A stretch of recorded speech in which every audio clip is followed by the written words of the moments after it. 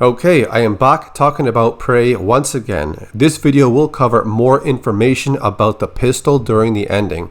Now we have a new problem. There's two stories to the pistol, the comic book and the Prey movie. But I was able to track down an answer as to why this happened.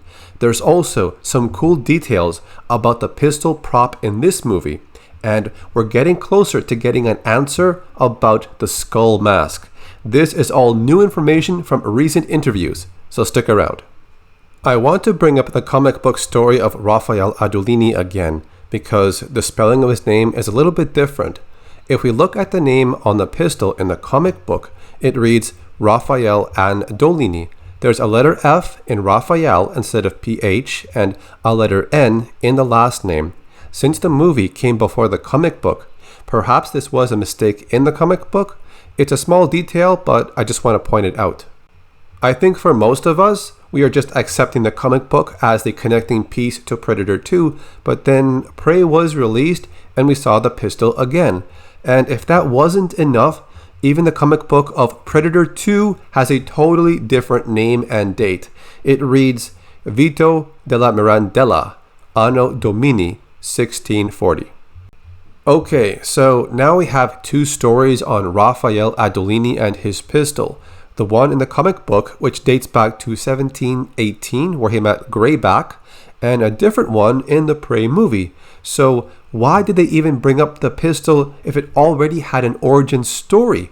Raphael died in the comic book in 1718, but then another one is alive in 1719. So both stories are conflicting with each other. Do you see what I mean? It's either a case of them ignoring the story on purpose or they did not know about it. I did find one specific recent interview that does give an answer to this problem, and it tells us why this happened. The website Insider.com say they had an interview with Dan Trachtenberg recently. He wanted to plug in Predator farther back in time than has ever been done before in the franchise, and here's what he said about this topic. What came first was the idea of doing a movie with Native American protagonists and Comanche in particular, and then the Predator 2 light bulb went off and I was like, that's the date. That's where we should go. The pistol might have been in my initial pitch to the studio. But we already had an origin story of the pistol, which dated back to 1718 in the comic books. A younger version of Greyback Predator from the second movie is in this story. Raphael disapproves of his men stealing gold from the church, so they go against him. He fights against his own men until Greyback shows up to help him. Raphael is shot in the back and that pirate is eliminated by the Predator. Before he dies, Raphael offers his pistol to Greyback while saying this, "Take it." Greyback would honor this man by leaving his own sword behind and taking the pistol. Then he leaves the planet and is not seen in any other story until the movie Predator 2, which takes place in the year 1997. That was also an idea Predator creators Jim and John Thomas had in the mid-1990s for a sequel in the franchise. Here's the part where it explains why the comic book story about Raphael and the pistol was ignored and redone in Prey. Dan Trachtenberg said he wasn't aware of the comic book or the sequel idea when he and screenwriter Patrick Eisen developed Prey, but has since been filled in on the history. So yeah, he just did not know about it back then. Dan later added this response. It was only working on the movie that I learned about it. I was expecting when we got the go-ahead that we would get the Predator Bible. Here's all the info you need, the words we use, all the weapons that have been used. That doesn't really exist at the studio. There's been no continuity. When he was ready to work on the film, he was expecting to get an archive of material about weapons, characters, gear, lore, etc. This would have given him more information for existing stories like Raphael Adolini, but he did not receive that kind of support. So we now have two stories on Raphael because nobody told him about the comic book or he never looked it up. He wasn't able to track down the actual pistol from Predator 2, assuming it was buried deep in the Fox Studio archives somewhere.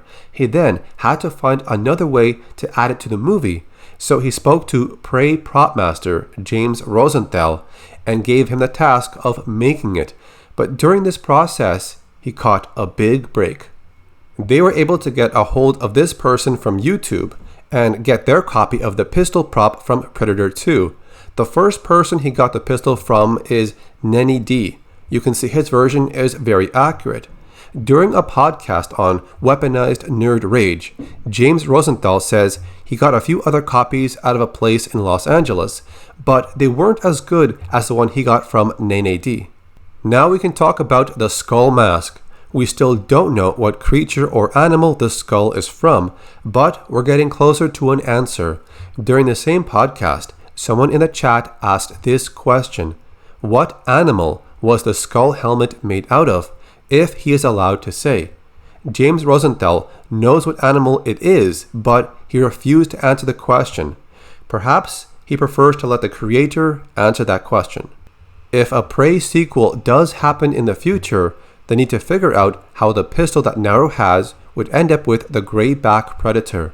Dan then responds with this: I don't think we painted ourselves into a corner. One thing should not drive any sequel, but like in this movie, it's a fun thing to continue to include to make lore out of something that was just an idea, to embrace it. The end credits show a picture of more Predator ships coming down to Earth, while Naru and her people see them descending from the sky. No sequel has been announced yet. It's way too early, but Dan closed off the interview with this statement: I've been thinking about this movie since I was in 3rd grade, so there is definitely fun stuff brewing inside this universe for me. It would be awesome to make more. The last thing I want to bring up is from another interview over at the website /film.com. Dan talks about an idea that was never implemented in the movie. He said this: I was, for whatever reason, really obsessed with having the fights be more vertical and seeing the Predator leaping through trees.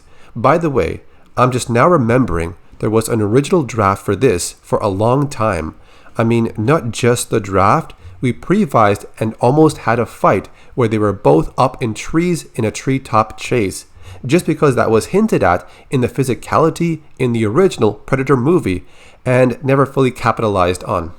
So that sums it up. Now we have 2 stories of Raphael Adolini and the flintlock pistol.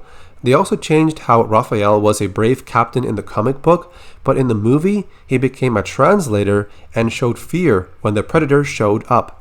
I think it's pretty cool that a person on YouTube that loves making replicas of movie props ended up having his item appear in the Prey movie.